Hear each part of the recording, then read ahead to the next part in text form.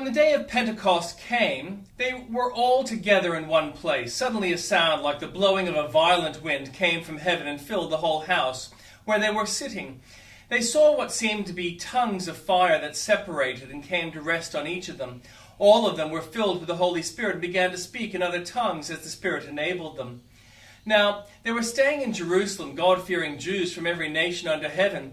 When they heard this sound, a crowd came together in bewilderment because each one heard their own language being spoken. Utterly amazed, they asked, "Aren't all these who are speaking Galileans?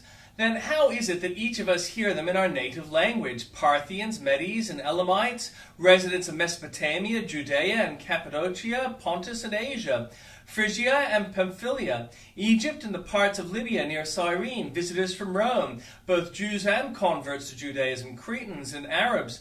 We hear them declaring the wonders of God in our own tongues."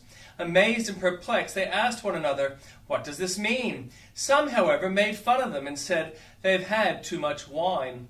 Then Peter stood up with the 11, raised his voice, and addressed the crowd, "Fellow Jews, and all of you who live in Jerusalem, let me explain this to you. Listen carefully to what I say. These people are not drunk, as you suppose. It's only 9 in the morning. No, this is what was spoken by the prophet Joel. In the last days, God says, I will pour out my Spirit on all people. Your sons and daughters will prophesy. Your young men will see visions. Your old men will dream dreams. Even on my servants, both men and women, I will pour out my Spirit in those days, and they will prophesy. I will show wonders in the heavens above and signs on the earth below.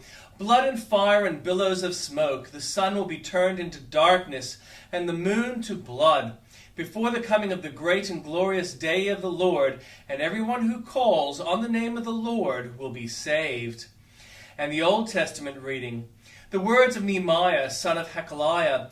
In the month of Kislev, in the 20th year, while I was in the citadel of Susa, Hanani, one of my brothers, came from Judah with some other men, and I questioned them about Jewish remnant that had survived the exile, and also about Jerusalem. They said to me, "Those who survived the exile and are back in the province are in great trouble and disgrace. The wall of Jerusalem is broken down, and its gates have been burned with fire." When I heard these things, I sat down and wept. For some days I mourned and fasted and prayed before God of heaven. Then I said, "Lord, the God of heaven, the great and awesome God, who keeps his covenant of love with those who love him, and keeps his commandments, let our ear be attentive and your eyes open to hear the prayer your servant is praying before you day and night for your servants, the people of Israel. I confess the sins we Israelites, including myself and my father's family, have committed against you. We have acted very wickedly towards you. We have not obeyed the commands, decrees, and laws you gave your servant Moses. Remember the instruction you gave your servant Moses, saying, 'If you are unfaithful, I will scatter you among the nations.'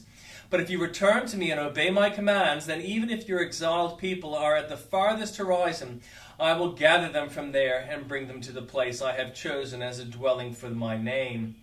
They are your servants and your people, whom you redeemed by your great strength and your mighty hand. Lord, let your ear be attentive to the prayer of this your servant, and to the prayer of your servants who delight in revering your name. Give your servant success today by granting him favor in the presence of this man." I was cupbearer to the king. In the month of Nisan, in the 20th year of King Artaxerxes, when wine was brought for him, I took the wine and gave it to the king. I had not been sad in his presence before. So the king asked me, "Why does your face look so sad when you are not ill? This can be nothing but sadness of heart." I was very much afraid, but I said to the king, "May the king live forever. Why should my face not look sad when the city where my ancestors are buried lies in ruins and its gates have been destroyed by fire?" The king said to me, "What is it you want?" Then I prayed to the God of heaven, and I answered the king, "If it pleases the king, and if your servant has found favor in his sight, let him send me to the city of Judah where my ancestors are buried so that I can rebuild it."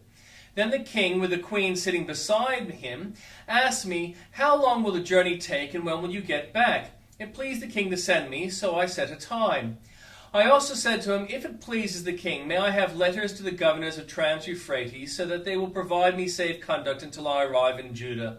And may I have a letter to Asaph, keeper of the royal park, so he will give me timber to make beams for the gates of the citadel by the temple and for the city walls, and for the residence I will occupy. And because the gracious hand of my God was on me, the king granted my requests. So I went to the governors of Trans-Euphrates and gave them the king's letters.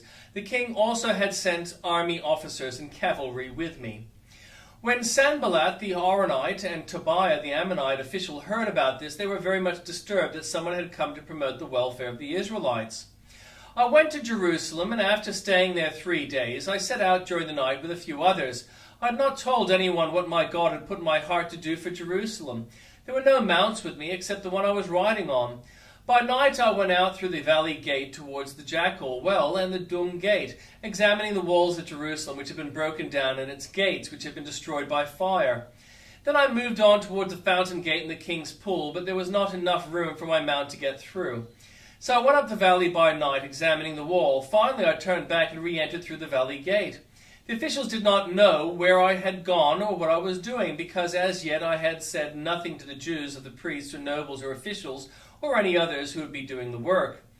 Then I said to them, "You see the trouble we are in. Jerusalem lies in ruins, and its gates have been burned with fire. Come, let us rebuild the walls of Jerusalem, and we will no longer be in disgrace." I also told them about the gracious hand of my God on me and what the king had said to me.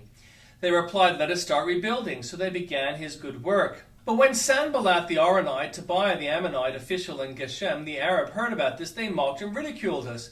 "What is this you are doing?" they asked. "Are you rebelling against the king?"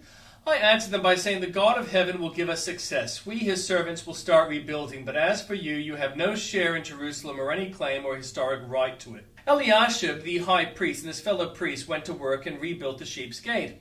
They dedicated it and set its doors in place, building it as far as the Tower of the 100, which they dedicated, and as far as the Tower of Hananel.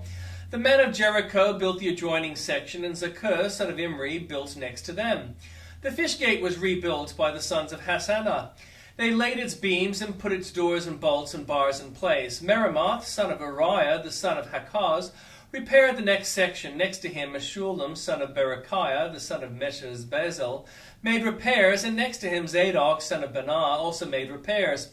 The next section was repaired by the men of Tekoa, but their nobles could not put their shoulders to the work under their supervisors.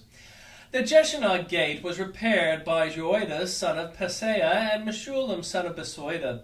They laid its beams and put its doors with their bolts and bars in place. Next to them, repairs were made by men from Gibeon and Mizpah, Melatiah of Gibeon and Jadon of Meronoth, places under the authority of the governor of Trans-Euphrates. Uzziel, son of Haraniah, son of the goldsmiths, repaired the next section, and Hananiah, son of the perfume makers, made repairs next to that.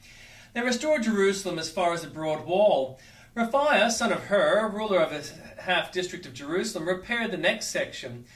Adjoining this, Jediah, son of Haramapah, made repairs opposite his house, and Hattush, son of Hashanabdib, made repairs next to him. Malchiah, son of Harim, and Hashub, son of Pahath Moab, repaired another section of the Tower of the Ovens. Shallum, son of Halasheth, ruler of half-district of Jerusalem, repaired the next section with the help of his daughters. The valley gate was repaired by Hanun and the residents of Zoanoah. They rebuilt it and put its doors and their bolts and bars in place. They also repaired 1,000 cubits of the wall as far as the Dung Gate. The fountain gate was repaired by Shallun, son of Kol-Hoseth, ruler of the district of Mizpah. He rebuilt it, roofing over and putting its doors and bolts and bars in place. He also repaired the walls of the pool of Siloam by the king's garden, as far as the steps going down from the city of David. Beyond him, Nehemiah, son of Azbuk, ruler of a half-district of Beth-Zur, made repairs up to a point opposite the tombs of David, as far as the artificial pool in the house of heroes. Next to him, the repairs were made by the Levites under Rehum, son of Bani. Beside him, Hashabiah, ruler of half the district of Keilah, carried out repairs for his district. Next to him, the repairs were made by their fellow Levites under Benui, son of Henadad, ruler of the other half-district of Keilah. Next to him, Ezer, son of Jeshua, ruler of Mizpah, repaired another section from a point facing the ascent to the armory as far as the angle of the wall. Next to him, Baruch, son of Zabai, zealously repaired another section from the angle to the entrance to the house of Eliashib the high priest. Next to him, Meremoth, son of Uriah, the son of Hakaz, repaired another section from the entrance of Eliashib's house to the end of it. The repairs next to him were made by the priests from the surrounding region. Beyond them, Benjamin and Hashub made repairs in front of their house. And next to them, Azariah, son of Messiah, the son of Ananiah, made repairs beside his house. Next to him, Benui, son of Henadad, repaired another section from Azariah's house to the angle and corner. And Palal, son of Uzai, worked opposite the angle in the tower projecting from the upper palace near the court of the guard. Next to him, Pedaiah, son of Parosh, and the temple servants living on the hill of Ophel, made repairs up to a point opposite the water gate toward the eastern projecting tower. Next to them, the men of Tekoa repaired another section from the great projecting tower of the wall of Ophel. Above the horse gate, the priests made repairs, each in front of his own house. Next to them, Zadok, son of Immer, made repairs opposite his house. Next to him, Shemaiah, son of Shechaniah, the guard of the east gate, made repairs. Next to him, Hananiah, son of Shelemiah, and Hanun, the sixth son of Zelaph, repaired another section. Next to them, Meshullam, son of Berechiah, made repairs opposite his living quarters. Next to him, Melchiah, one of the goldsmiths, made repairs as far as the house of the temple servants and merchants opposite the inspection gate, and as far as the room above the corner. And between the room above the corner and the sheep gate, the goldsmiths and the merchants made repairs.